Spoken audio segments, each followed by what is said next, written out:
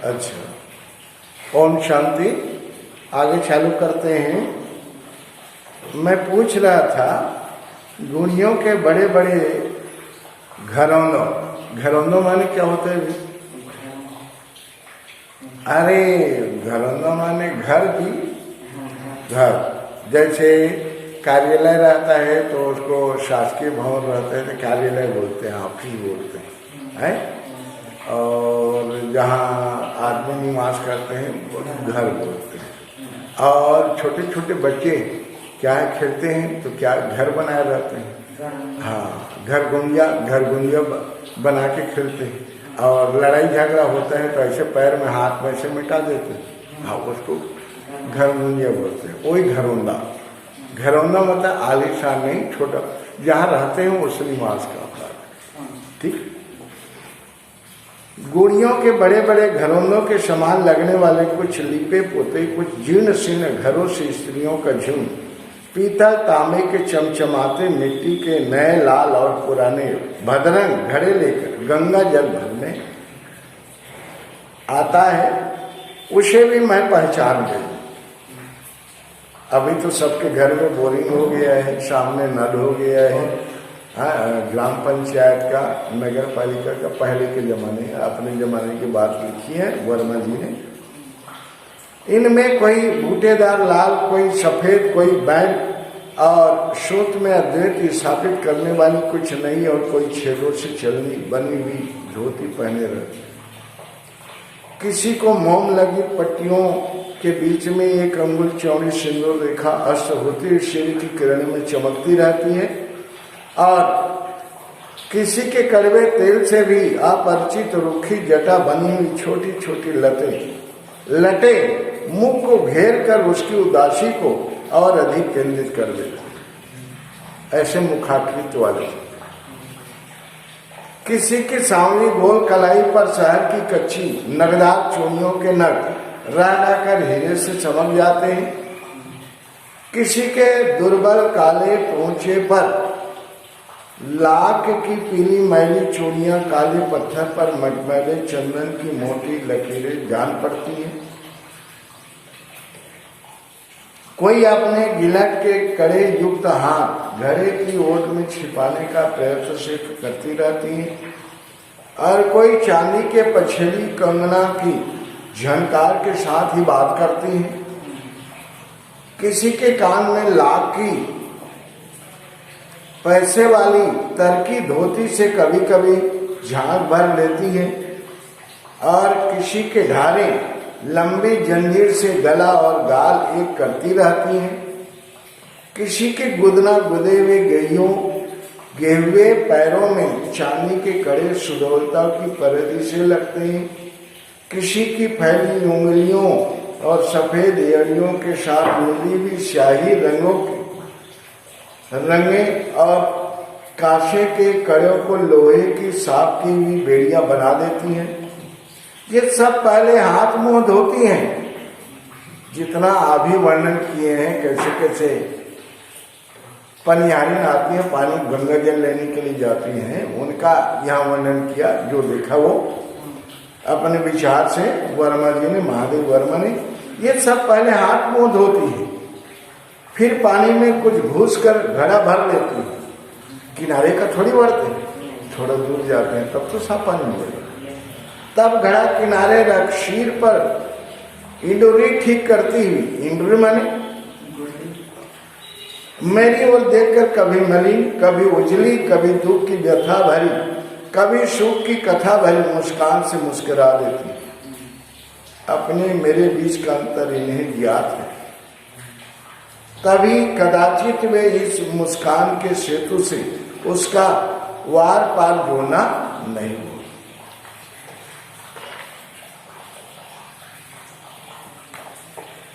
ग्वालों के बालक अपनी चरती हुई गाय भैंसों में से किसी को उस ओर भागते देखकर ही लपटी लेकर दौड़ पड़ते, सीमा पार करते हैं। कोई चराने के लिए जाते हैं खेत तरफ, उधर दुबक जाते हैं तो क्या करते हैं, लपक करके दौड़ करके उसको खेते हैं। वही बात, ग्वालों के बालक अपने चरती हुई गाय भैंसों में से किसी को उस ओर भागते देखकर ही लपटी लेकर दौड़ पड़ते।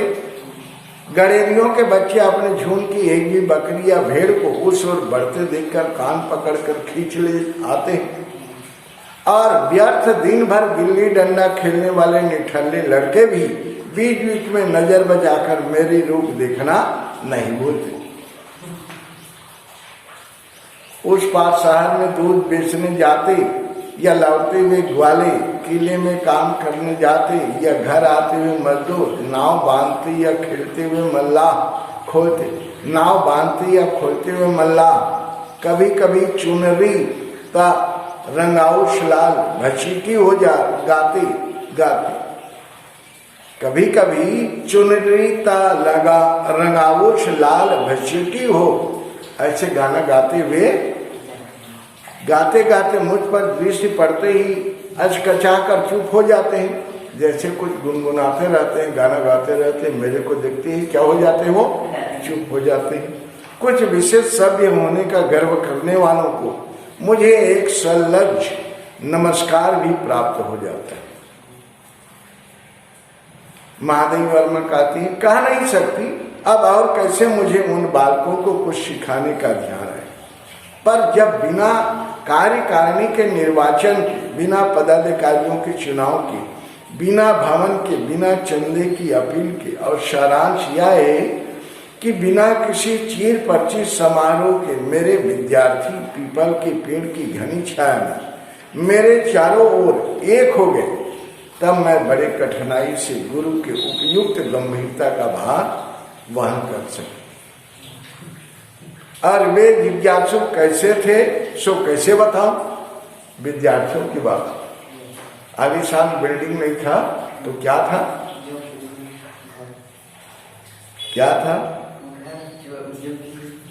घनी छाया, मतलब पेड़ के नीचे में वो कक्षा ले गए। और ये जिज्ञासु कैसे थे से कैसे बताऊं। कुछ कानों में बालियां, हाथों में कड़े पहने, धुले कुर्ते और ऊंची धोती में नगर और ग्राम का सम्मिश्रण जान पड़ते थे। कुछ लड़के नगर से आए हुए पहनावा उड़ा था, कुछ गांव से आए हुए बच्चे लग रहे थे पहनावा उड़ा। कुछ अपने बड़े भाई का पांव तक लंबा कुर्ता पहने खेत में डराने के लिए खड़े हुए नकली आदमी का स्मरण दिलाते थे। बिना नापा था, दूसरे का पहन के आ गए थे। कुछ उभरी पसलियां, बड़े पेट, टेढ़ी दुर्बल टांगों के कारण अनुमान से ही मनुष्य संतान की परिभाषा में आ सकते थे। कुछ अपने दुर्बल, रूखे और मलिन मुखों की करुण सभ्यता और निष्प्रभ पीली आंखों में संसार भर की उपेक्षा बटोर बैठे थे, पर घीसा उनमें अकेला ही रहा। पाठ का नाम क्या है? आज भी मेरी स्मृति में अकेला ही आता है। इन सब के बीच में घीसा अकेला था। ऊपर जितना भी वर्णन पनिहारिन का वर्णन किए, मतलब छायादार वृक्ष में जो बच्चियां हैं उनका वर्णन किए, उनमें मानस पटल पर सिर्फ एक ही छात्र का नाम वो उनके हृदय पटल पर है, जिसका नाम क्या है? घीसा। अब घीसिया के बारे में सुनिए। वह गोधूली मुझे अब तक नहीं भूली। गोधूली बेला, जैसे शादी विवाह का कार्य होता है तो उसमें गोधूली बेला, पर गोधूली बेला किसे कहते हैं बताओ? शाम को कहते हैं। जैसे मतलब चरवाहा, हाँ, अपना गाय भैंस चराने के लिए जाते हैं, जो भी अपना जानवर चराने के लिए जाते हैं, और उधर से शाम के बेरिया होता है, शाम का समय होता है, तो वापसी आते हैं तो धूल उड़ते रहता है, उसी को गोधूली बेला बोलते हैं। गोधूली बेला। और शादी विवाह में देखो गोधूली बेला में पानी ग्रहण, और जबकि रात को पानी ग्रहण करते हैं शादी विवाह में। अब शुभ मुहूर्त में गोधूली बेला में प्राणी ग्रहण होगा, गोधूली बेला वही क्या लिख रहे हैं उनको भी पता नहीं रहता। जबकि शाम के बेरिया सूर्यास्त होने को रहता है, उसी समय को गोधूली बोला जाता है। तो उसी रंग में अब घीसा का रंग क्या है? वह गोधूली मुझे अब तक नहीं भूली।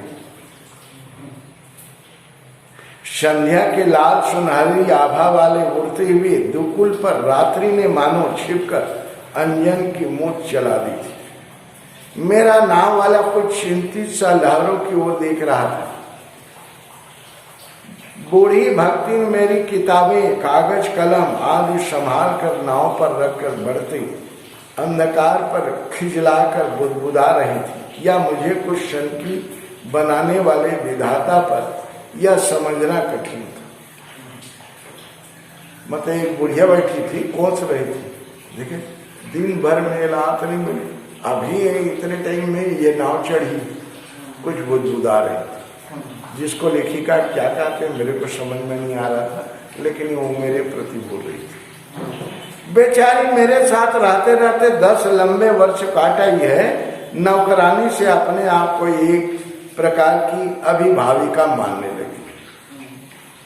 10 वर्ष से उनकी काम कर रही थी, तो वो काम करते करते आप अपने आप को क्या मान रही थी? उसकी संरक्षिका, अभिभाविका। परंतु मेरे शनक का दुष्परिणाम सहने के अतिरिक्त उसे क्या मिला है?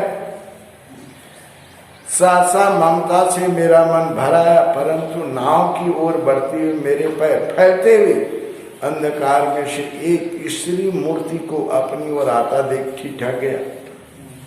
सामने कुछ लंबे से मुखड़े में पतले स्याह ऊंट कुछ अधिक स्पष्ट हो रहे थे। जैसे जैसे नजदीक आ रहे थे तो आंखें छोटी, पैर व्यथा से आर्द्र थी, गीली थी। आर्द्र माने गीली, डबडबाया हुआ था। मलिन बिना किनारी के गाढ़े की धोती ने उसके सलूका रहित अंगों को भली भांति ढक लिया था, परंतु तब भी शरीर की सुडौलता का आभास मिल रहा था। उनका शरीर क्या था? सुडौल। कंधे पर हाथ रखकर वह जिस दुर्बल अर्ध नग्न बालक को अपने पैरों से चिपकाए हुए थी, उसे मैंने संध्या के छुटपुटे में ठीक से नहीं देखा। स्त्री ने रुक रुक कर कुछ शब्दों, कुछ संकेत में जो कहा, उससे मैं केवल यह समझ सकी कि उसके पति नहीं। दूसरे के घर लीपने पोतने का काम करने वह चली जाती है और उसका अकेला लड़का ऐसे ही घूमता रहता है।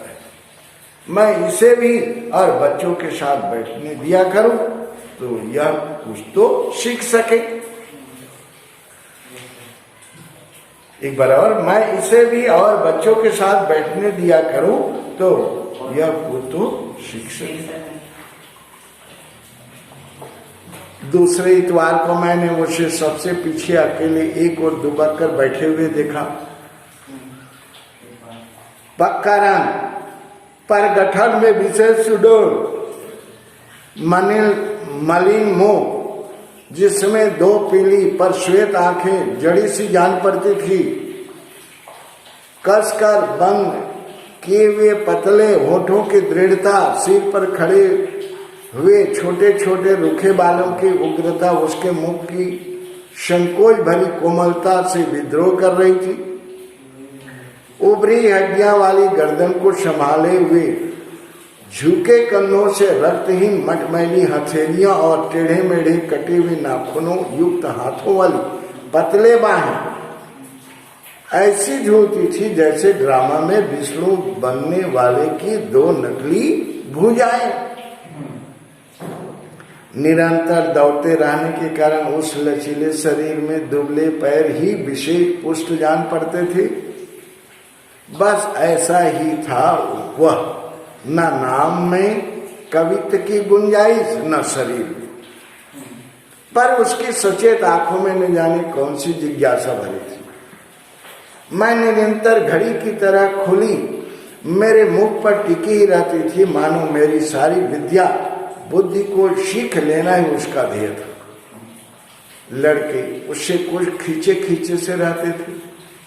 किससे? इसलिए नहीं कि वह कोरी था, वरन इसलिए कि किसी की माँ, किसी की नानी, किसी की बुआ आदि ने घिसा से दूर रहने की नितांत आवश्यकता उन्हें कान पकड़ पकड़ कर समझा दी थी। खबरदार रहना, घिसा के नजदीक मत रहना, सब इतला दे दिए थे। यह भी उन्होंने बताया घीसा के सबसे अधिक कुरूप नाम का रहस्य। बाप तो जन्म से पहले ही नहीं रहा, जन्म होने के पहले मर गया था। घर में कोई देखने वाला ना होने के कारण माँ उसे बंदरियों के बच्चे के समान चिपकाए फिरती थी। जहां भी काम करने के लिए जाती थी तो उसे एक और लिटाकर जब वह मजदूरी के काम में लग जाती थी, तब पेट के बल घिसट घिसट कर बालक संसार के प्रथम अनुभव के साथ साथ इस नाम की योग्यता को भी सार्थक करता जाता था। तब उसका नाम पड़ा घीसा। पेट के बल खेलते रहता था, घिसट घिसट तो घीसा नाम पड़ गया। इसी को वर्मा जी ने कहा कि घिसट घिसट कर बालक संसार के प्रथम अनुभव के साथ साथ इस नाम की योग्यता को भी सार्थक करता जाता था। फिर आगे, फिर धीरे धीरे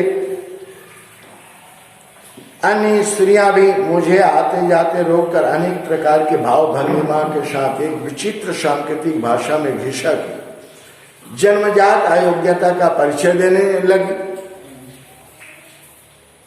क्रमशः मैंने उसके नाम के अतिरिक्त और कुछ भी नहीं जाना। उसका बाप बड़ा ही अभिमानी था और भला आदमी बनने का इच्छुक भी था। डलिया आदि बुनने का काम छोड़कर वह थोड़ी बढ़ईगिरी सिखाया और केवल इतना ही नहीं, वह एक दिन चुपचाप दूसरे गांव से युवती बधू लाकर उसने अपने गांव की सब सजाती सुंदरी बालिकाओं को उपेक्षित और उनके योग्य माता पिता को निराश कर डाला है। उनके माता पिता के बिना मंजूरी के अपने मन से दूसरे से क्या कर लिया? कर लिया। मनुष्य इतना अन्याय सह सकता है, परंतु ऐसे अवसर पर भगवान की असहिष्णुता प्रसिद्ध नहीं है। इसी से जब गांव के चौखट दीवार बनाकर और ठाकुरों के घरों में सफेदी करके उसने कुछ ठाट बाट से रहना आरंभ किया, तब अचानक हैजे के बहाने वहां बुला लिया गया। अचानक हैजे के बहाने जहां ना जाने का बहाना, ना उसकी बुद्धि सोच सकी ना अभिमान, पर स्त्री भी कम गर्विली ना निकली। बिना स्वर ताल के आंसू गिराकर, बाल धोकर, चूड़ियों फोड़कर, बिना किनारे की धोती पहनकर जब उसने बड़े घर की विधवा का श्वान भरना आरंभ किया, तब तो सारा समाज क्षोभ के समुद्र में डूबने उतराने लगा। उस पर घीसा बाप के मरने के बाद हुआ है ये स्थिति। हुआ तो वास्तव में 6 महीने के बाद, परंतु उस समय के संबंध में क्या कहा जाए जिसका कभी एक क्षण वर्ष बीतता है। एक क्षण 1 वर्ष के समान बीतता है, उसके लिए क्या कहें। और कभी 1 वर्ष क्षण हो जाता है जब सुखी आते हैं, सुख के दिन आते हैं। इसी से यदि वह 6 मास का समय रबर की तरह खींचकर 1 साल की अवधि तक पहुंच गया, तो इसमें गांव वालों को क्या दोष। यह कथा अनेक 6 को मैं विस्तार के साथ सुनाई तो गई थी। मेरा मन फेरने के लिए मन फिरा भी, परंतु किसी सनातन नियम से कथावाचक की ओर न फिरकर कथा के नायकों की ओर फिर गया और इस प्रकार घीसा मेरे और अधिक निकट आ गया। ये घीसा का ऑटोबायोग्राफी बता रहे हैं, उनका पैदाइश कैसे हुआ, उनके माता पिता कैसे थे। वह अपना जीवन संबंधी अपवाद कदाचित पूरा नहीं समझ पाया था, परंतु अधूरे का भी प्रभाव उस पर कम न था, क्योंकि वह सबको अपनी छाया से इस प्रकार बचाता रहता था मानो उसे कोई छूत की बीमारी। सब कोई उससे दूर रहना चाहते, तो वह भी अपने आप को बचाता था। हाँ, इसका भी प्रश्न उत्तर लिखना चालू करेंगे भाई विद्यार्थी।